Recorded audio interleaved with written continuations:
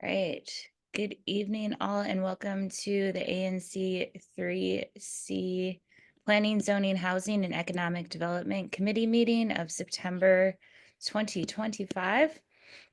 I have one change to the agenda this evening. At the owners and applicants' request, they would like to postpone discussion of 3401 Lowell Street, as they would like to have more conversations with their direct neighbors before coming and presenting to us.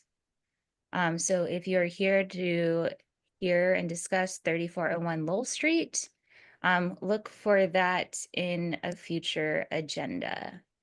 So we will then start with the discussion of the ABCA application for Mika's Neapolitan Pizza, which is a licensed class retailers, Class C restaurant at 3000 Connecticut Avenue Northwest, Space D, where the 7-Eleven used to be some time ago. The nature of the operation is a restaurant serving pizza, pasta, and steaks. Seating for 128 inside the premises, a summer garden with seating for 40. Total occupancy load for the entire establishment is 168. Their placard actually went up August 1st. I don't know if anybody is here to speak from Mika's. If you are here to speak from Mika's, if you could raise your hand virtually or come on camera, that would be super. Their first roll call hearing is actually on the 12th of September. So we would vote on supporting both the stipulated and permanent licenses for this unless there are any objections to doing so from anyone in this group or in the community. I suspect everyone is pretty thrilled to finally have something in that space again. So if anyone has any discussion points they'd like to bring up, otherwise we'll consider, unless we hear anything from the community between now and next week, supporting this application. And as always, when we put these restaurant openings on our agenda, it does allow some publicity within the community and our listservs to, let people know that this establishment is ready to open and hopefully garner some business off the bat for them. So cool. All right. Moving right along then. Does anyone have anything they want to add to that or no? When are they opening? They are scheduled to open according to their website on, I believe, the 12th or the 13th. So there's Friday or Saturday. But they Cool. might open without a liquor license, but that's okay. BYO. Yeah, something like that. All right. Moving on to our next item, which is the discussion of a pilot project with DDOT on streetside EV charging, tentatively scheduled to be located at 2745 Ordway Street Northwest. The space is governed by the Residential Parking Permit RPP program. So, Godwin, you had added this to the agenda. Did you want to kick this off? Yeah. Sorry, I'm not in a good place, so I'm just going to be on audio. No, I'm interested in this because I'm interested in the idea of having more accessible EV charging in our neighborhood. There isn't that much available, and so this is a sort of an innovative idea about how to provide publicly accessible EV charging. I think we have someone from the project that was scheduled to come and present it. Eben, I think the name is. And great. Guessed correctly. Okay. Can I hand it over to you and you talk to us? Absolutely. Yeah. Hi, Janelle. Hi. Do you have a presentation for us and I'll make you a co-host? Absolutely. I have a presentation. Let me know when I can share it. A co-host and then you'll be able to share. Full disclosure, Eben and I used to work together until she moved on to this firm. we have no conflict of interest here, as I do not work for her anymore. She works at a completely different place, but I'm really happy to see her again and look forward to her presenting and also what she's been up to since she's left me. I know. I love how small the world is. That was such a delight to see your name on that email exchange. Hi, everybody. I'm Eben Falconer. I am with a company called It's Electric. I have a short presentation that I can take you through that explains the pilot that we are doing with the District Department of Transportation, and can talk a little bit about how it works. But this, I think I have about like 7 slides or something like that, but I'm happy to take any and all questions afterwards. So let me share my screen 1 second. Make it big.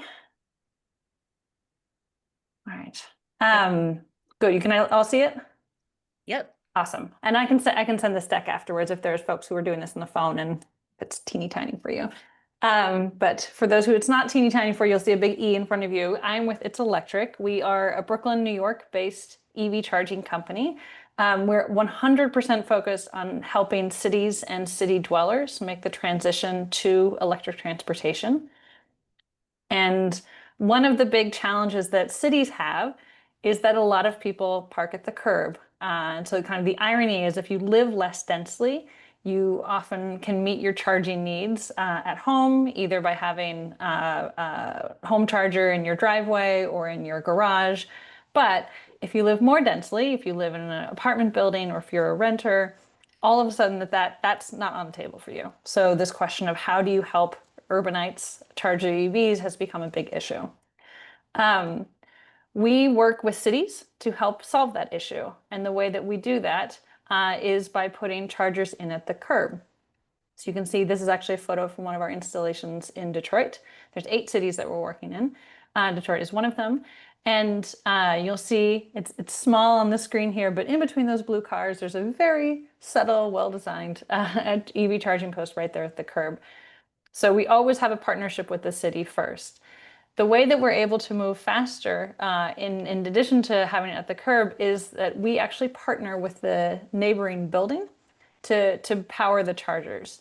And the reason that we do that is because to get a utility interconnection at your sidewalk is actually a pretty slow and pretty expensive process. But what we are doing is using the power that's already very close to the site through that adjacent building. So that's the reason that we're able to kind of move faster and not break things. We are a not break things kind of business. We like to partner with cities. We want to do things really thoughtfully, but we also know that we need to meet this demand quickly. So you can kind of see this is the first was a photograph. This is obviously an illustration. So you can imagine that this building on the right has spare electrical capacity. And what we're doing is running a conduit from the building's panel under the curb to power a public level 2 charger. There's always 2 things I like to emphasize here. Public, we do this where there is a public parking spot, and it remains a public parking spot that's available for anyone with an EV to use to charge their car. And a level 2 charger, I don't assume that anyone here is an EV driver, or maybe hopefully some of you had some experience with it. Level 2 charging is the level that it takes about 4 to 10 hours to fully charge a car. So these are not fast charging spots. You're not going to have a line of people waiting for someone to release this spot. It's really geared towards overnight charging. I can come back if there's follow-up questions on that. I'm happy to dig into it some more. You might have noticed from some of these photos that our chargers look a little bit different, and that's because it's a detachable cable model. This is a very common thing in cities like London and other cities in Northern Europe that have curbside charging. Instead of having the charging post with the cables hanging off of it all the time, which not only looks kind of ugly, but it also creates those are some of the weakest part of the charging post that can get damaged or vandalized. We have the cable live with the driver. So we give them to them for free. When they want to charge their car, they plug in on both sides. When they're done, they take the cable with them, put it in their trunk, and go on their way.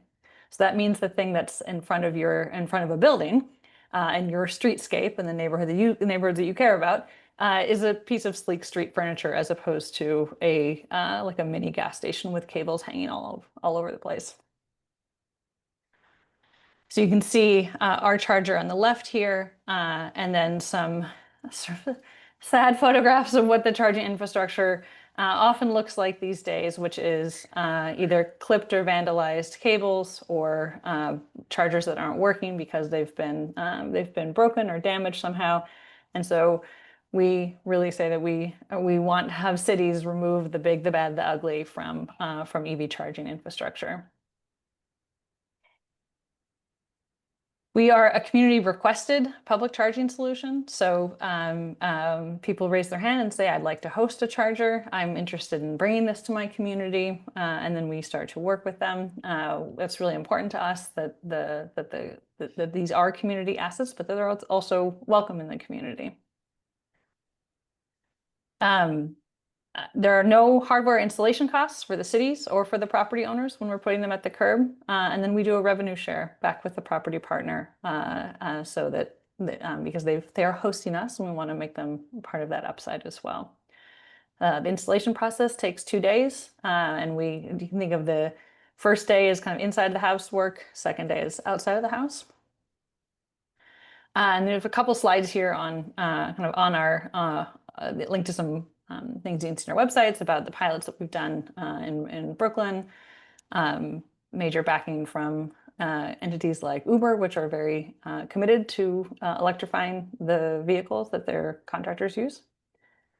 And if you want to see more of this, you can click around on our website if you'd like to. I won't linger too long here.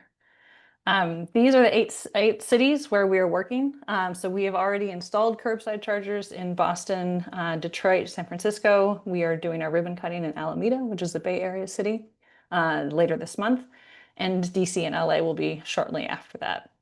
I'll pause here just to talk a little bit about the DC pilot. So I'm not sure if you all knew this, that DC has actually had curbside charging regulations in place for a number of years, but no one was moving forward on it. So for a host of reasons, the regulations weren't working. So DDOT said that they wanted to redesign the regulations, and to do that, they wanted to actually work with a company that does curbside charging in order to build regulations that that better suit the people and the users and the folks who are in this space, which is a very specific part of the EV charging world.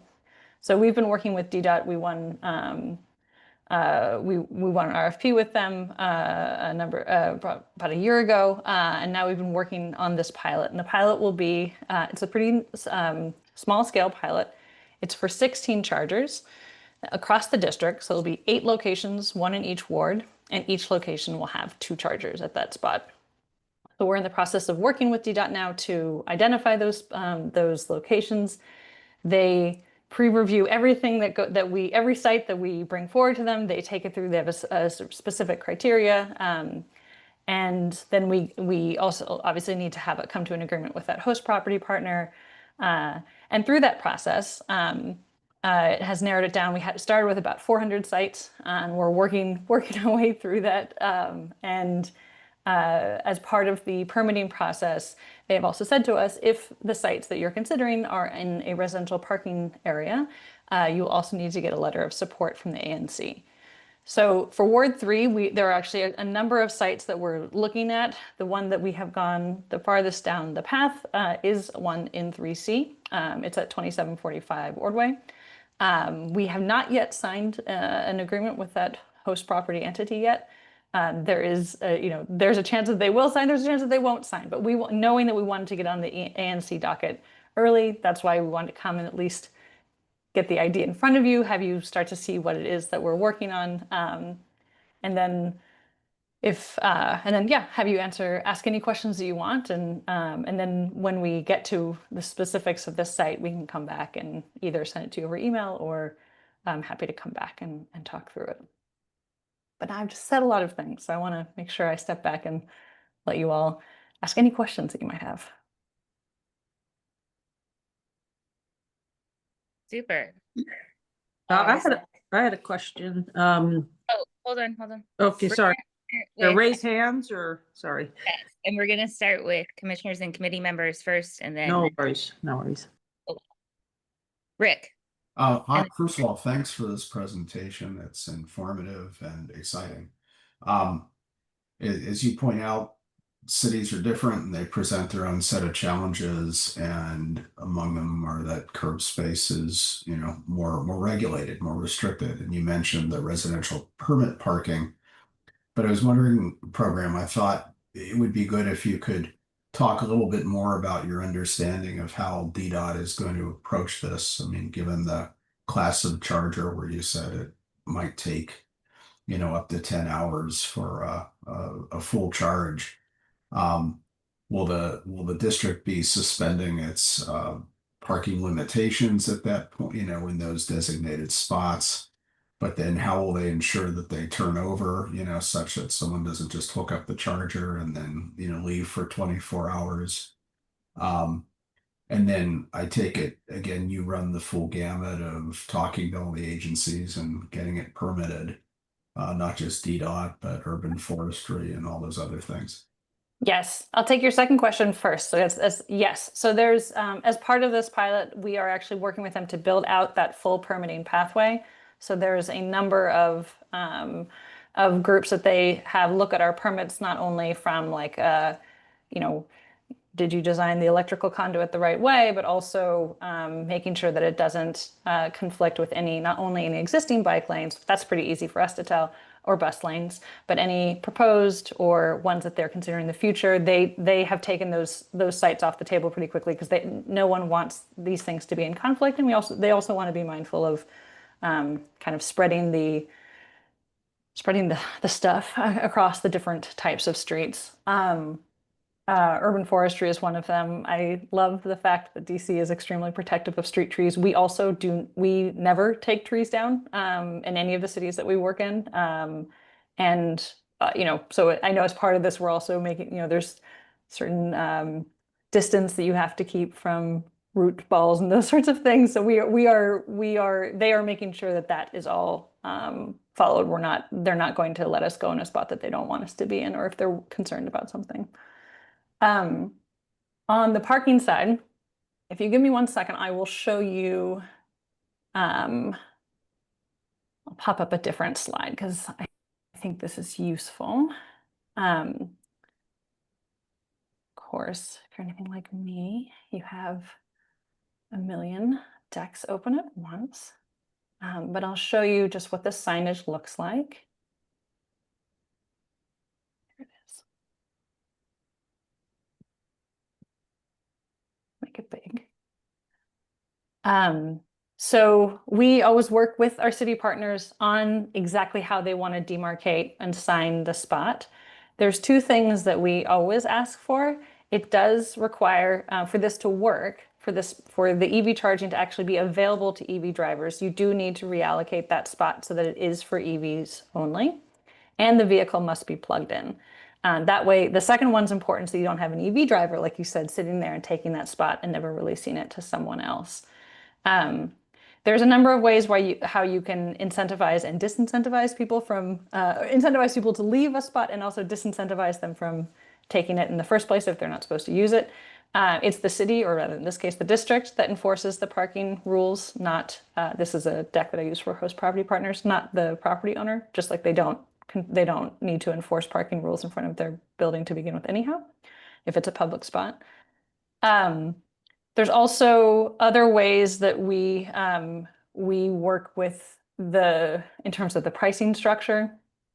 If any of you are EV drivers, you'd probably be familiar with the fact that EV charging posts often have what are called idling fees. So if you hang out in the spot and are plugged in, but are no longer drawing down power, as in your battery is full, we do have the ability to charge idling fees so that people are incentivized to move their car. A lot of these details in terms of exactly what the signage will look like, exactly how it will align with existing parking restrictions or rules around a certain site, we're still in development with DDOT, but we are very familiar with working at this. I mean, cities are different, but they are all, parking's an issue in every single one of them. There's very few places in fact, no places where we work where people don't have questions about parking. Thank you. Super. Jay, then Samuel, then Bob. Great. Thank you, Eben. Love the presentation. Looks super interesting. A couple of questions. First, could you talk a little bit more about the detachable cable element of this? I think I heard you say that you give them free to everyone who's kind of involved. Like, could you talk a little bit more about how that works? Is it just like one for everybody in the building, or we'd just love to hear a bit more about that? Yeah, in fact, I'll go through this deck. So you can see here, this is what the post looks like when it's not in use. So there's no one charging at it. And then when they do, they take the cable that we send them and then they attach on both sides. We give them to drivers for free. They get it when they join our network. There's not a subscription or membership cost. It is purely for us a cost of doing business. We want people to have these cables. We want to have them in their hands. We have an active list of EV drivers in DC who are already signed up and saying, as soon as there's a charger nearby, let me know, I'm ready to go.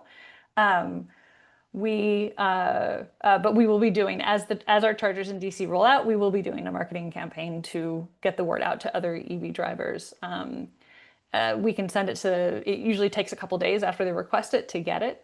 And some people who are used to saying like, oh, well, I'm used to just going up and be able to plug in like a gas station and charge. So it does take a little bit more time, but it is absolutely worth it to not have the cable on it. And if you think like, we often talk about the kind of the radius of the people who will use this charger are people who live within a 5 to 10 minute walk of this location, wherever we put them. Again, because it's geared towards that level 2 medium duration dwell time. It's not someone, no one's going to like drive from another ward to this site, park overnight, and then come back and get their car. So it becomes people's like neighborhood charging post. That's awesome. Yeah, and if people in a building, like if there are a number of people who want it in the building, every driver can get their own cable. We wouldn't limit it to one to a building. Got it. That kind of touches on the next thing I was going to ask about, which is kind of who the intended user base was. But that answers my question. And then are people, so I assume there's going to be some kind of signage or something kind of indicating there's a charger there, just because the location that you mentioned is a little bit not far from the main road, but you wouldn't necessarily know that it was there if you kind of didn't already live nearby. Yeah, so we are going to be doing a push to let people know. DDOT has actually asked us to stay off of arterials. They've asked us to stay on, there's 3 classifications of road. Let me see if I can get them all right. It's arterial, collector, and local, I think, are the only road types that they'll consider for the pilot. I'm not sure if I mentioned this, but as part of this pilot study, they're looking to build their new guidelines in order to release this across the whole district. That's the goal. So I don't know if those street rules will stay in effect beyond the pilot, but that's how it is for the pilot now. And we are happy to work across any of those classifications of road. And something like local roads are not major thoroughfares. So it would require someone saying like having to learn about that. But that's our job. Like we don't expect, of course we welcome DDOT's help in getting the word out, but that's also our job to market to drivers and let them know that it's available. Even I think you're really underestimating the amount of the general population that knows what classification a road is in front of there. You think that people do those? I would love if that's what people know. They know. Okay, this group knows. I just had a point of clarification to make there. It's not just for the people in the partner property. Correct. Charge. It's like anyone in that in theory, in that 5 to 10 minute walking. And then would they be required to have the RPP permit to that zone as well to park there? Yes. So I should have mentioned that on the parking. So if we go with a site where there is an RPP in place, which I will say is most streets in DC, the only people that could park at that spot are people who have an EV, who are plugged in and have that RPP, that RP permit, I guess, to not repeat my Ps.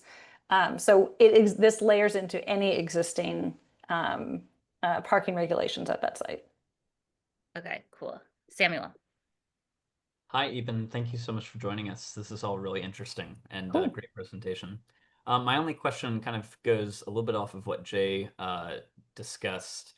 is about the actual functionality of the bring your own detachable charger system. You mentioned that the reason that the chargers don't come built in is because of it creates some weaknesses in the design, especially when it comes to vandalism and whatnot. And I totally agree with that design choice. My curiosity is when people bring their own chargers and plug them in, is there a locking mechanism that prevents the chargers Yes. from being stolen in the middle of the night and things like this? Yes, so the car has to be unlocked for the cable to unlock on either side. So I will never say never, because sometimes people are very determined people will do strange things to whatever they can get their hands on. So I can't say that that would prevent everybody from damaging it, but they would have to do some serious damage to the car and the charger and the cable itself to get it undone. Gotcha. Sweet. That's good to know. I don't have an Yeah. EV myself, so this is all very interesting to me. Well, I'll also say that this detachable cable model is something that we definitely think is going to become more prevalent in the US as curbside charging becomes more prevalent. If you, even those of you who are not EV drivers currently, I'm sure you've seen the charging posts in parking lots and that sort of thing, and they are. They don't look great and they don't perform great, even because of the fact that it's super common for if you're looking to charge your car and you finally find a charger, you find it's available, you get there, and then the thing isn't working. And very often the reason it's not working is because there's some damage to the cable, and that's a extremely frustrating and almost silly reason to not be able to charge, because it is kind of like the dumbest thing on the charging post. So we really want to, as an industry, we need to move away from this, like having our weakest part of our body kind of be lying across the street, that kind of thing. There. Any other committee members or commissioners? Okay, Mary Ann, if you still had a question, I'm gonna let you go first and then Jacob. Okay, thank you. Welcome. My question would be, is it possible for like a street to get together in our neighborhood? And if a house had excess capacity, say they had solar panels or something like that, that afforded them, so that like a street that is actually more residential than they say something that was closer to Connecticut Avenue, could partner with you? Or is it always going to be a commercial building? Well, so this is such a good question, Marianne. We, in general, we'll work with anyone who wants to work with us. So like we partner with single family homes, we partner with churches, we partner with schools, with large multifamily buildings. We can work with any building that has spare capacity, assuming that there's, a legal parking spot nearby and not a bike lane, that kind of thing. For the DDOT pilot specifically, they have asked us not to put them in front of single family homes. And to stay in areas that are, and they have a strong preference for what we're all kind of calling larger multifamily buildings. So buildings that are more than 4 or more units. That might change as the pilot grows. We think there's a huge market and a huge need in like the very classic DC row house neighborhoods here in Brooklyn. It's like the brownstones, like that is a typology that would be very well suited to what we're doing, and we do that in other cities.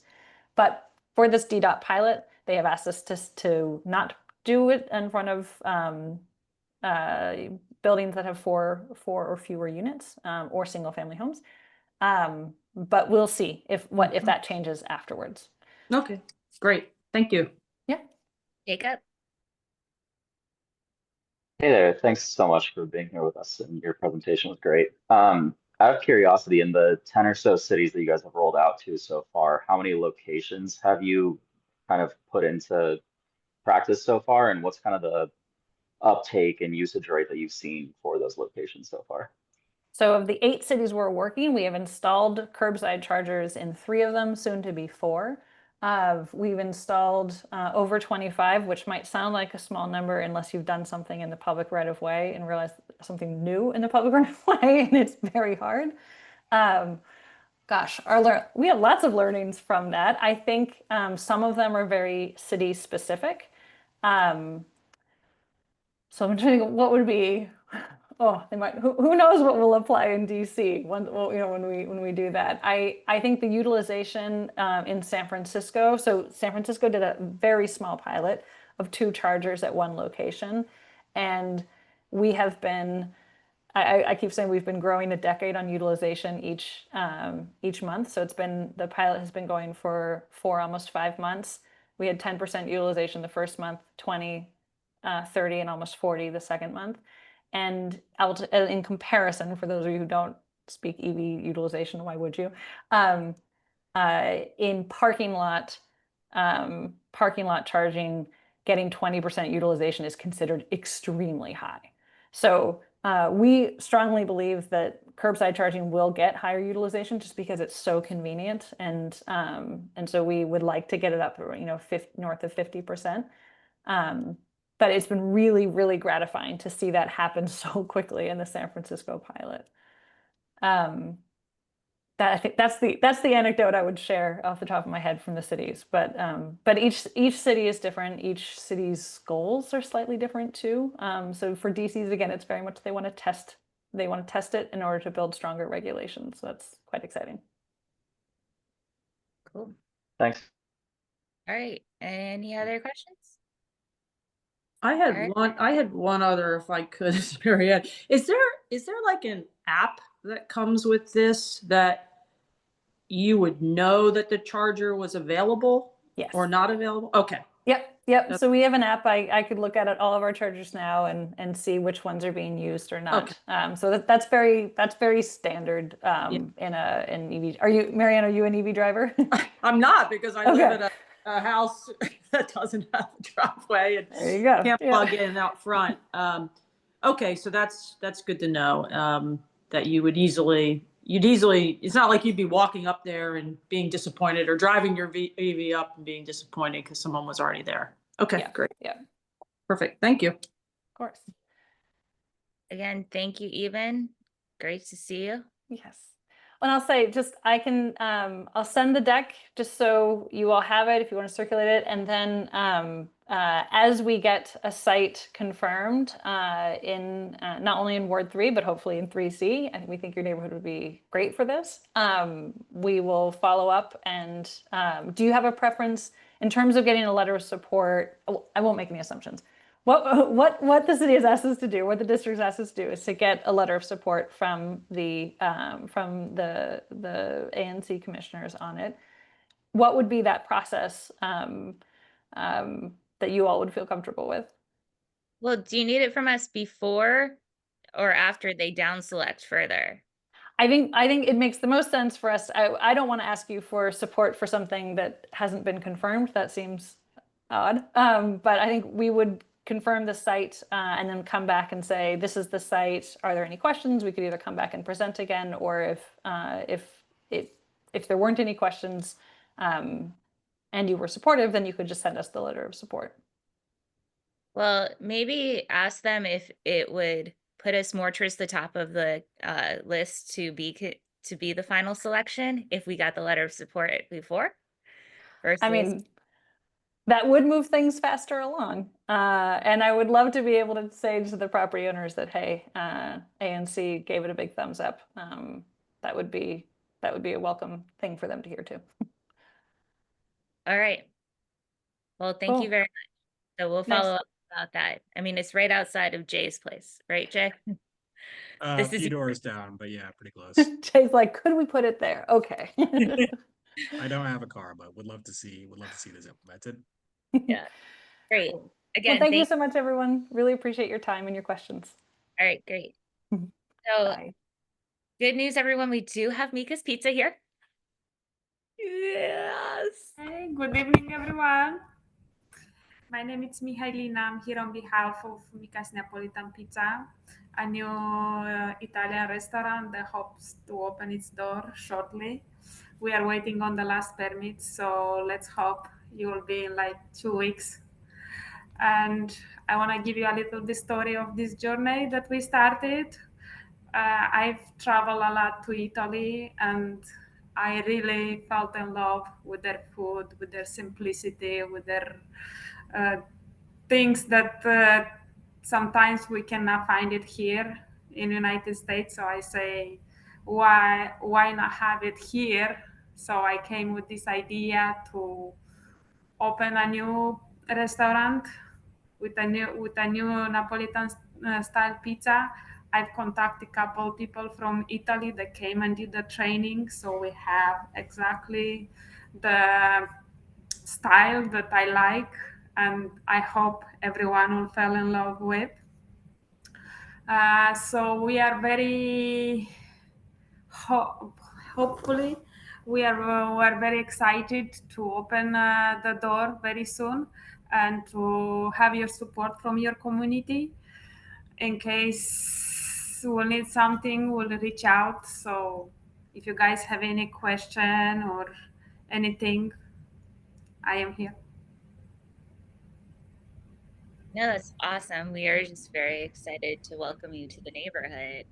Okay. So I don't know if you were on when we talked about earlier, we would send the letter of support to APCA for your liquor license. So we would be voting on that next week, and I'll send it as soon as possible. Unfortunately, it's not going to be during the day before your meeting, but it'll be right after, Okay. so that you can move that process along and have that in hand and know that, you know, you're not going to get protested or anything. So there's- That's great. Yeah, we're excited to hear that. So Yeah.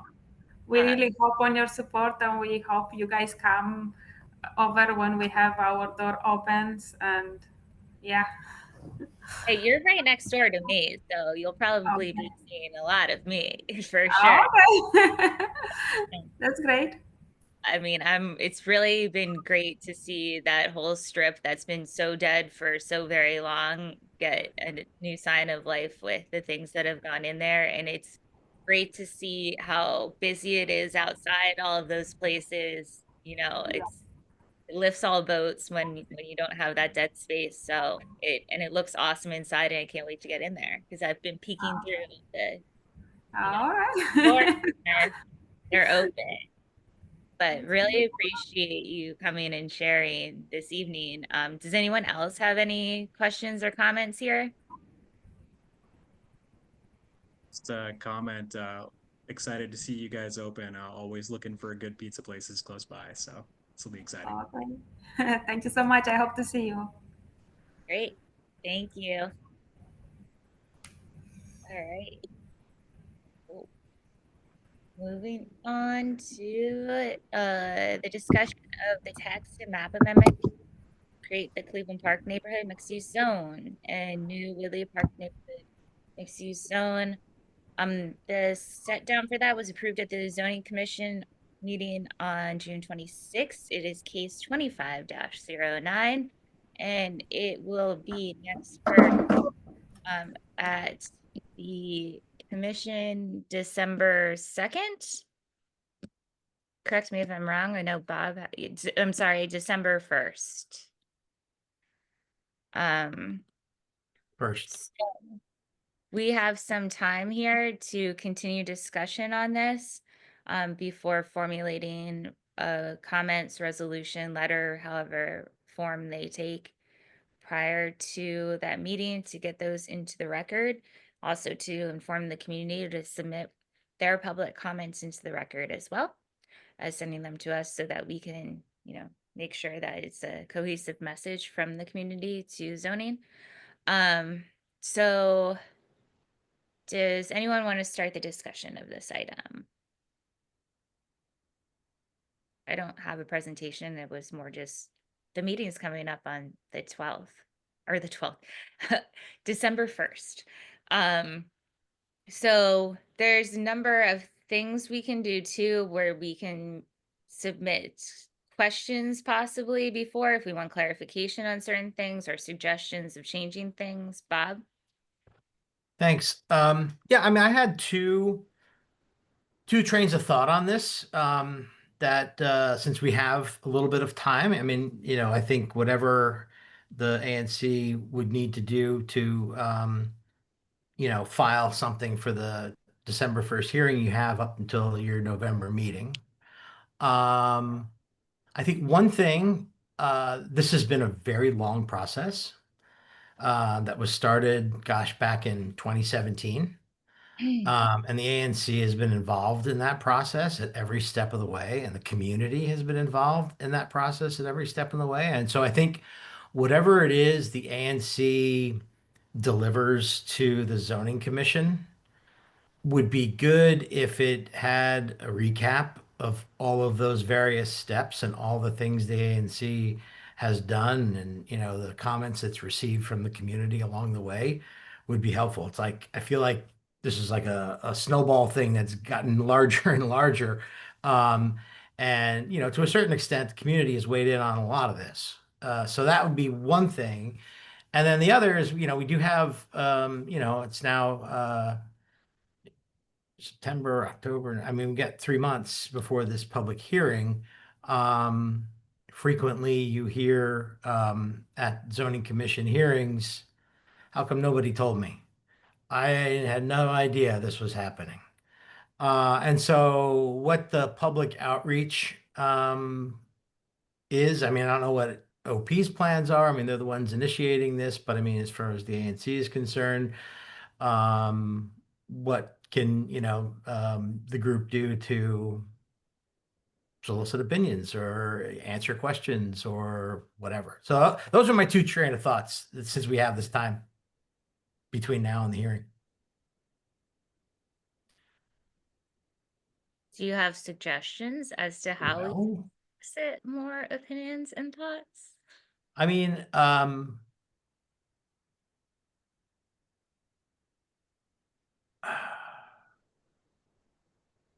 I think OP needs to be involved in this. Like, I think they're the ones who are the mover. They're the applicant. And they know the most about what's being proposed. And so I think if there's just like opportunities to, I mean, I know they've been to this committee at least a couple times. But if there are, maybe to hold special meeting, like, night at the library, where OP comes in and you well advertise it and tell people about it, and maybe have one night's on Cleveland Park and then do another one on Woodley Park. Because I mean, give each community the opportunity to have their time with OP to ask and get questions answered. That would be a suggestion. Cool. That's a good suggestion. They have a special meeting with a lot of time for the presentation for the community to get questions answered, to weigh in, and do that, I would think, in the October timeframe, so that when you get to November, there's still that opportunity for the community, but it's already been, fairly thoroughly aired. John? I think having meetings, that's always a good idea.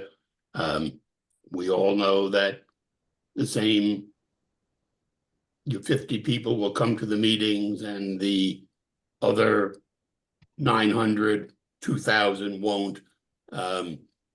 So yeah, you ought to have meetings. I don't know, they ought to be, OP should be a presenter, of course, but I think we've all seen so many presentations from OP where it goes through 19 slides of history and doesn't really tell you what the changes would mean for you.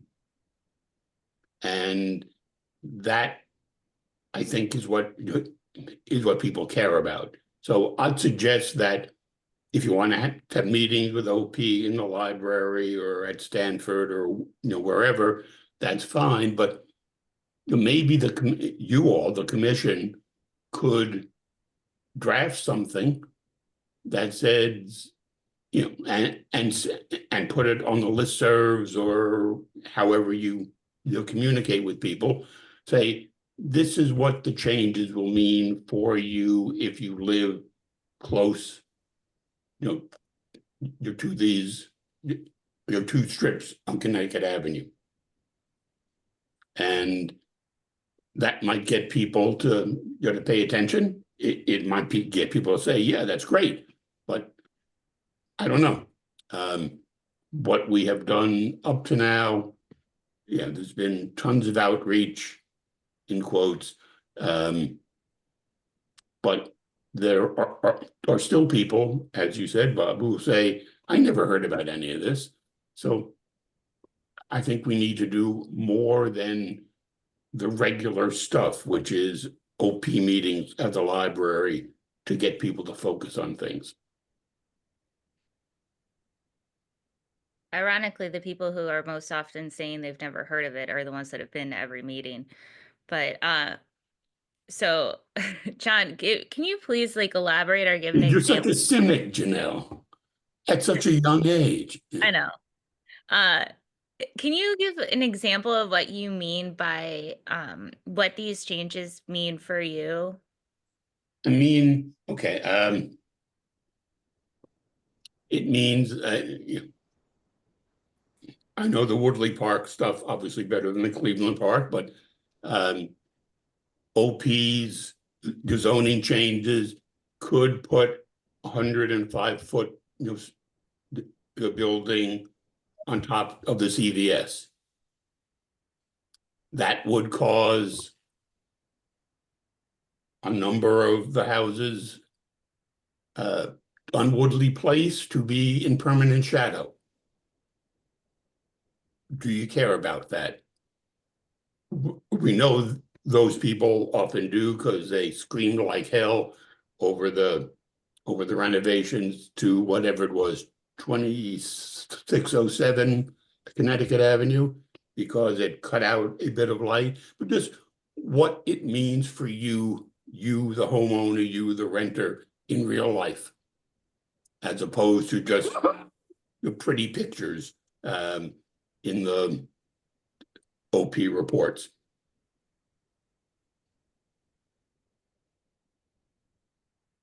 Okay. I mean, I think the challenge there is still that nothing is definitive because there's still not a project to speak of. And I think by potentially going to the most extreme ends of everything, it just is It's the potentially most scare extreme. factor. It is the extreme end of what OP is proposing. Yeah, you can say maybe nobody will ever want to build 205 feet. Maybe it'll only be 90 feet or 70 feet. I don't know, but OP is proposing, something. And what does that mean to you, our neighbor? And if it means you don't like it, maybe your 70 feet's better and you're happy with that. I don't know. But my experience in dealing with stuff with neighbors for way too long is that the talking in the abstract is in the abstract, and they don't understand what it means for them unless you really tell them what it means for them or what it might mean for them if it goes to the extreme. Fair. They already posited the question to the community with the surveys and even putting the stickers on the renders of, do you like this density, or this density? So like putting that out there again, like, are we just rehashing it? And like, then this again becomes where people get frustrated participating and saying the same thing over and over again to the government, where it's like, I already said I like the high thing. Like, why are you allowing these people who aren't or who are in opposition to just come be in opposition again? So like, that's the perspective, like, where I don't think it's fair to rehash some of the stuff that we have enough data on that a ton of people responded to. So I'd be curious to hear what others think about this. So Samuel, Bob, Jay, you all had your hands up when we started this discussion. Samuel? Yeah, of course. Thanks for just kind of opening up this conversation. I agree. Anything that we can do to accelerate this process that's been drawn out, as Bob mentioned, since 2017, I think would do, tremendous good in terms of bringing more people into the neighborhood, reducing the amount of people that are pushed out of housing access, and also just contributing to a much more vibrant commercial corridor right next to transit. I think that that's incredibly valuable. John, I also appreciate the many contributions you've made to our community, and having worked with so many of our neighbors for so long, I think that's incredibly valuable, and I don't discredit that. And just a note on the shadow conundrum is that Woodley Place also has one of the most mature tree canopies in the entire city that creates enormous shadows across all of their properties as is. Also, extending from Woodley to Cathedral, they're already in the shadow of buildings exactly that height, if not taller. And so for me and my experience, I think that, you know, if we were to add housing above places like, you know, the CVS right on Calvert Street, or, you know, going all the way up that commercial corridor to Woodley Place, at the end of the day, I don't anticipate that the lived experience of people on Woodley Place would vary all that much in terms of lighting access. Also, there's a tiered design put in place to allow for more sunlight to keep flowing through these urban canopies in a way that I think that a lot of the concerns that may continue to be rehashed in future hearings will have already been addressed in previous discussions. So those are just a couple of my initial thoughts, and more than anything, without getting hung up on too many particular details, I think that those particular details will be continuously rehashed as they have been over the past 7 or 8 years. So I'll yield to either Bob or Jay next. Janelle, any preference? Bob was up next, then Jay. So I think John raised good points. And, you know, I think, Janelle, you mentioned the exercise that we had, what we call it a charrette or public workshop, where one was held in Woodley Park, one was held in Cleveland Park.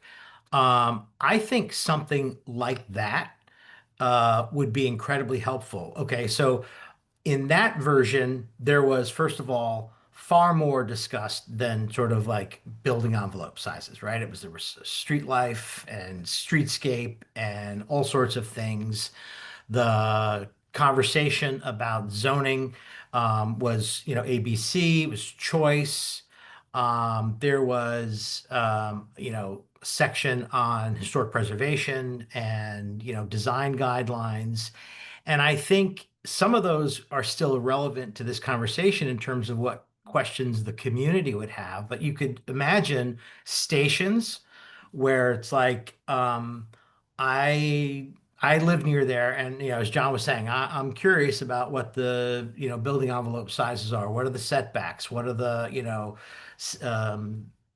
because there are in the not only, um, I think they're being proposed as sort of like form-based codes for some of these things. So like having people from OP like answer those questions for people who have those questions, having someone from OP ready to talk about IZ plus, because that will be applied to the developments that could occur in either one of those areas that would increase the number, you know, the city's giving away basically free density to these property owners, and in exchange, they're going to claw back, you know, IZ set-asides that are probably double from what they are now, from like 10 to 20%.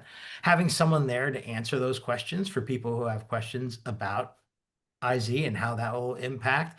Have people there from the Historic Preservation Office to talk about the design guidelines that were, you know, sent to HPRB and approved. And, you know, just what does that mean to have a 7 or 8 story building in a historic district that has historically had less than that? And what are the strategies that, you know, architects are going to be required to implement? And, you know, I can just see like not Maxine's presentation that she's given us several times, right? But more like a interactive, what I have my questions about, I want to go talk to that expert in the room to give me more information, and just have it be a drop-in session that happens over the course of an afternoon. And again, do one for Cleveland Park, do one for Woodley Park.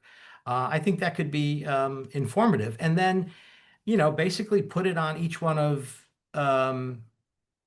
you know, the ANC commissioners to tell your constituents that this is going to happen. I mean, I run a community organization. I'm going to tell my, members about it. Cleveland Park Community Organization, Cleveland Park Historical Society, Woodley Park Community. I mean, everyone can like spread the word that this is happening. If you have questions, this is going to be the date, time, and place where you can get answers. And then agree with Rick that you hold it, maybe in October, so that once you have that session, then you got a month of feedback for the ANC to do their work in the November meeting.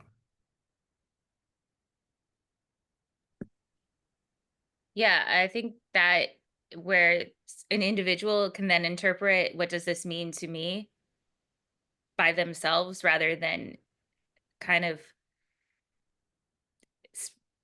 think that we're spelling it out for them, that is a more helpful approach to answering that question. So thank you for that. And thank you, John, for putting the idea up to begin with. I just needed it further flushed. So Jay, did you still want to go? I mean, my comment was kind of touched on in the discussion just now. I mean, I was just going to say I really like the idea of doing some kind of public outreach, and I think what Bob's describing, I think, could be really helpful. I do think, for any communications that we make as the commission about this, kind of laying all this out, I do think we want to be, I don't think we want to necessarily paint all of this as like a scary thing, like, oh, you're going to lose all your sunlight, you're going to lose this, you're going to lose that. I mean, I think we want to be kind of careful about how we frame it. And if anything, Sam was talking about the vibrancy that comes with, having more people in your neighborhood. I mean, I think if we're going to do any kind of like send out message, I mean, I think I would want to see it be more of kind of a positive thing rather than here's what you stand to lose from, these amendments going through. So that's my whole comment. Okay. Rick? Yeah, I just want to respond on one thing. When I said I think that you want at least 2 meetings on this, it can be at the library, it could be a meeting focused on Woodley Park and then Cleveland Park. But it should be, should have elements of a public process. I mean, that's what we're in now. You're right. OP has talked about concepts and they've had charrettes for several years, but the set downs occurred. And this commission is being asked to consider and, endorse with changes or, take some other action and recommendation to the zoning commission. And, these meetings with, people putting stickers on boards, I'm not saying they don't have their place. They do, but what you really need is an opportunity to have people, as several of you said, whether it's from OP or the historic preservation staff at OP or from other places there, to have the community have a chance to weigh in, for people to, officials to respond on the record, and for us to be engaged and hear what the community says. Our job, again, is to represent the community. And if you like OP's proposal, I would think that you want to have a public process that is as robust as possible so that you have a defensible record. And, that means a more structured public forum where people can raise questions, can speak, and we hear what they have to say. Because if you leave it all to November, where folks have a minute to speak or something, it isn't really that public process. And we as commissioners, regardless of how this comes out, want to have a robust process so that we know we did our jobs and so it's defensible.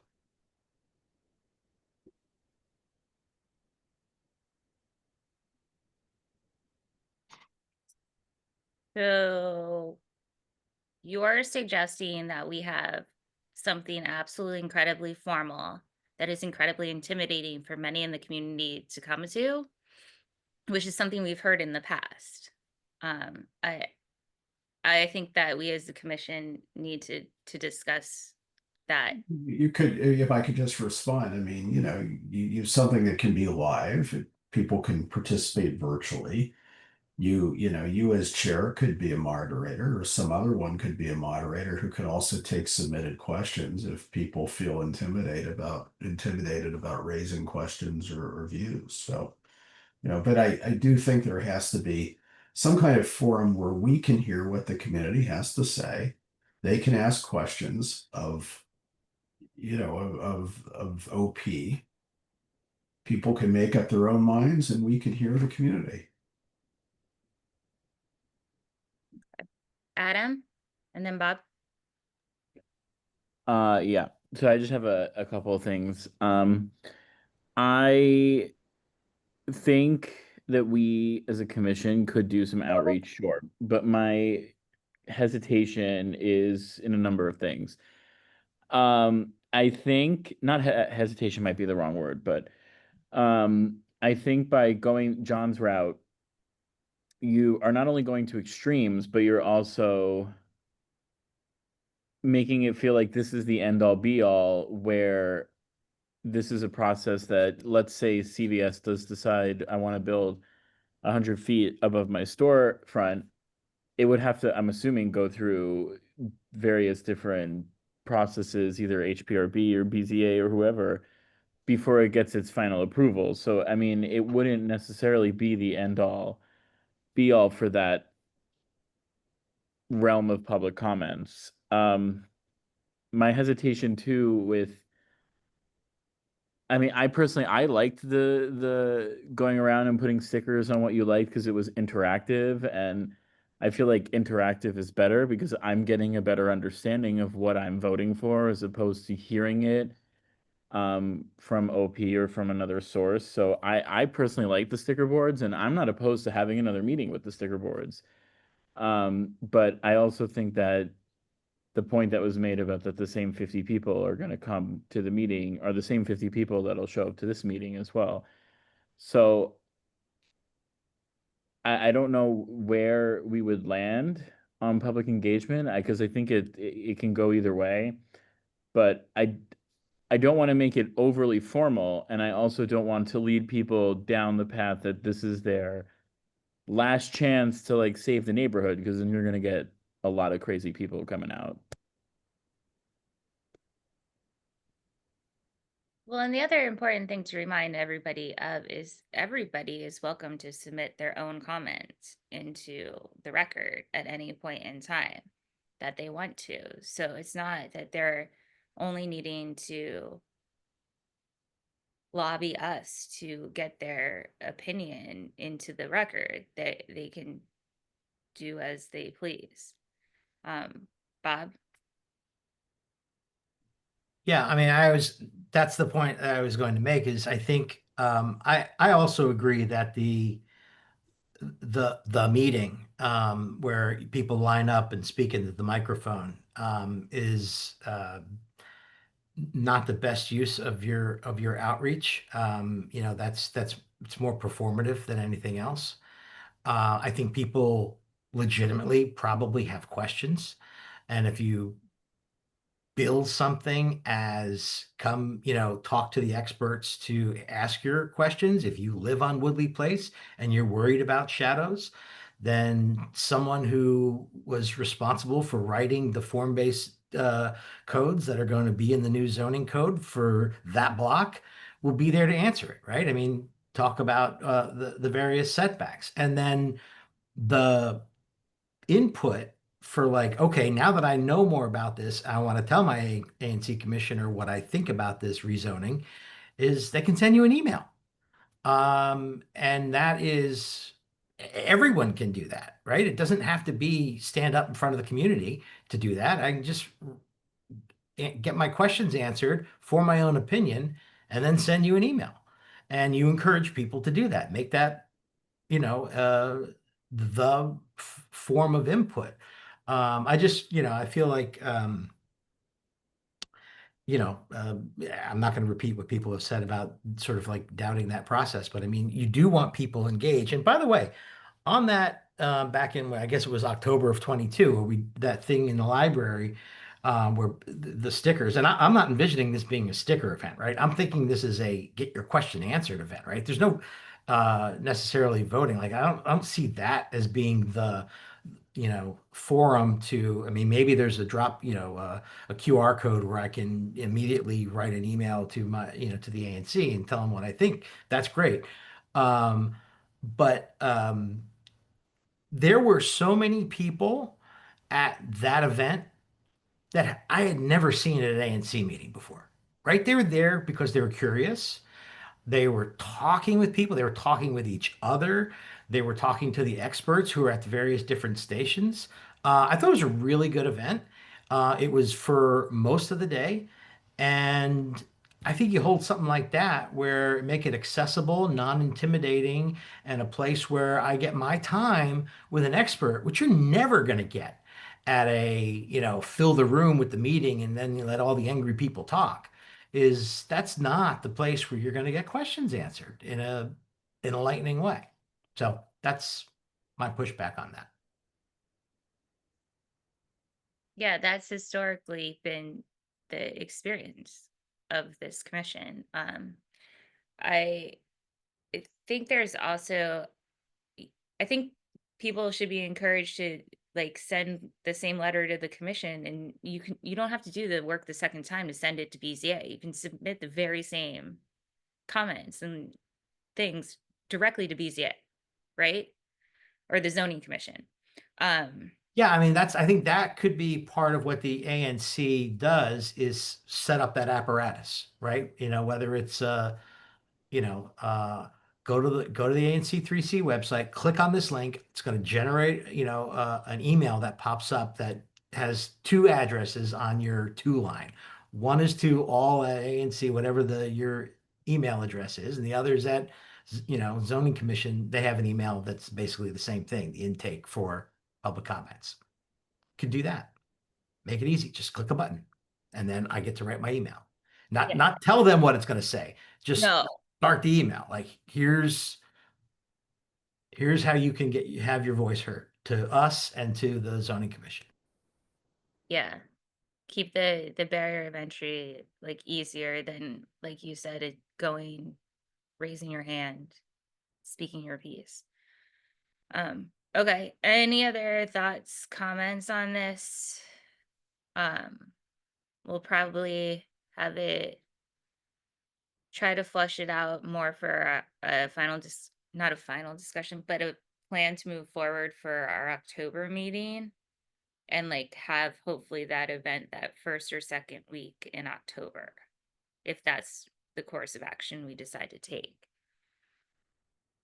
Or sometime mid-October. Jeez, we're already, September is going fast so far, guys. All right, anybody else in the community want to weigh in on this discussion at all? Barbara? Thank you. Yes, I like the procedure Bob described. It reminds me a lot of what Office of Planning did for the upcoming comprehensive plan changes. I went to a couple of their sessions that were basically stations at two different locations across DC that were basically stations where people would gather and talk with experts.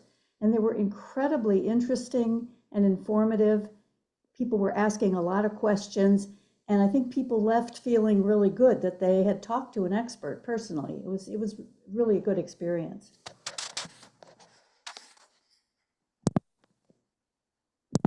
Yeah, I agree. I've been to a few of those too. And I always think it's easier for people to feel more confident writing in support or opposition, the more information that they have and the more questions they were able to ask. The writing is just a little bit, a lighter lift, if you will. Okay. Does anyone have anything else this discussion or for this evening?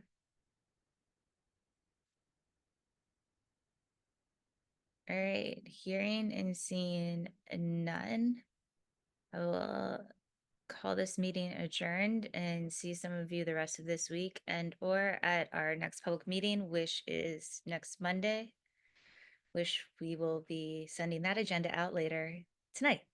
So thank you all. Bye-bye. Thank you.